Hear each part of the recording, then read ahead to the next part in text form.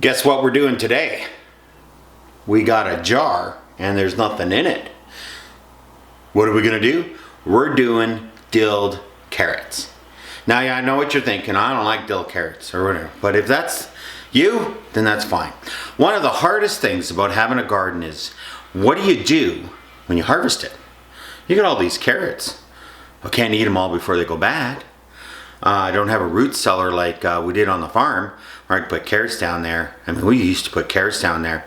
We were pulling them out in March and they were still fine. A little rubbery, but still okay. What do? You can them. So, I have a very, very, very simple dill carrot recipe. I do it a little differently. I clean my jars, put them in the oven, 220 degrees Fahrenheit, 105 Celsius, till they're up to temperature. Okay? Kills all the bacteria, all that kind of stuff. As soon as it goes over boiling temperature, right? Water bath. Water doesn't go over 212. Just to let, doesn't matter how it's boiling, it ain't going over 212. So, why is that? Liquid turns to a gas at that, so the water can't get above that. I take these, heat them up, put them down, take them out of the oven. I fill them up with each of these 500 milliliter jars. I think that's a quart. Is that a quart? 500 milliliter jars. I put 1 tablespoon of chopped up garlic. I put 1 sprout of dill. Little dill sprouts from the garden. Thunk, put them in there. Then I ram as many carrots in here as I can get. They're not hot or anything. Everything is cold.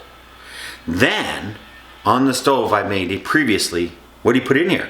White vinegar. For every 4 cups of white vinegar, I put in a 1/4 cup of sugar. That's it. I heat it up until it's all dissolved, and then I let it cool. It's warm when I use it, but it's not hot. Jar, carrots, garlic, dill, white vinegar basically. Put the lid on, then I shove it in the oven at 220 degrees for an hour and a half. And everything gets up to that temperature and it seals. And the water stays here instead of going down to here, because if you put it in hot, once it cools, it doesn't work out. And that's how I figured out how to do that. So we'll have little inserts here all along the way, but my next little video will be this, full of dilled carrots. So I got a bag full of carrots.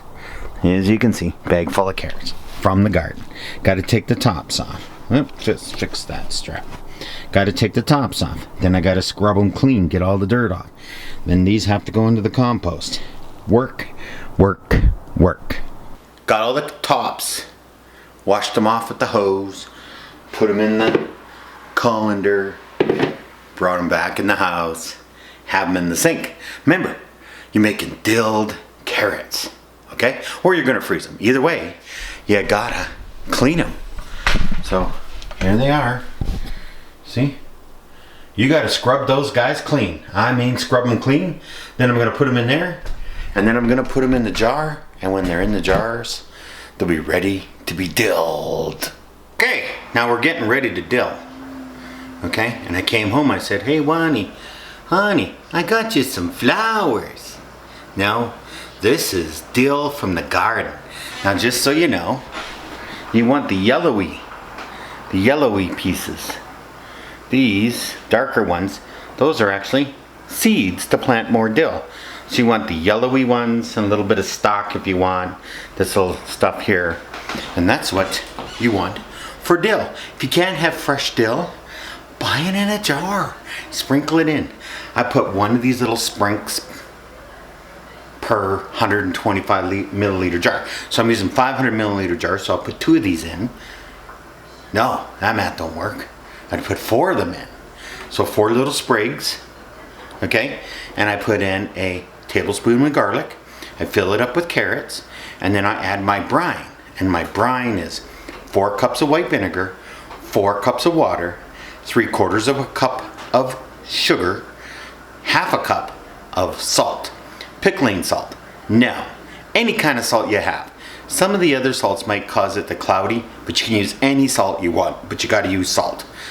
If the pickling salt goes on sale, and it's cheaper than the table salt, buy the pickling salt. It doesn't matter, it's just clarity. And maybe salt companies wanting more money. But I wouldn't use the Himalayan stuff, the sea salt stuff. Use table salt, kosher salt, pickling salt, but not the sea salt. Okay? Now, we got to fill the jars up because they're in the oven, they're nice and hot. We're going to fill them up, add the brine, put the lids on, tighten them up, and I do the oven method instead of the water method. I know it takes longer. It's just cleaner, less humidity, and less water use. It's just easier for me. I can do other things while they're getting ready in the oven. And at 90 minutes, they always seal. So you worked really hard. You cleaned your carrots. You cleaned your jars. You stuck it all together. And what do you get at the end?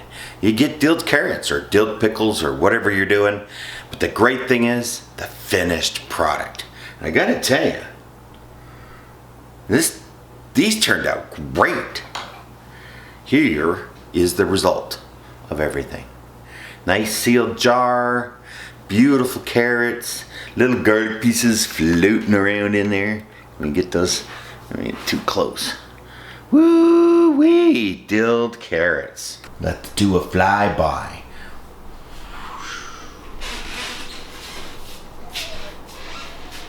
Carrots.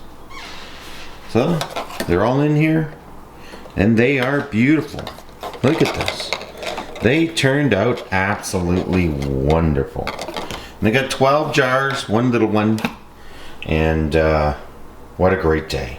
If you want to make dilled carrots and dilled pickles and that kind of thing, they're very easy to do.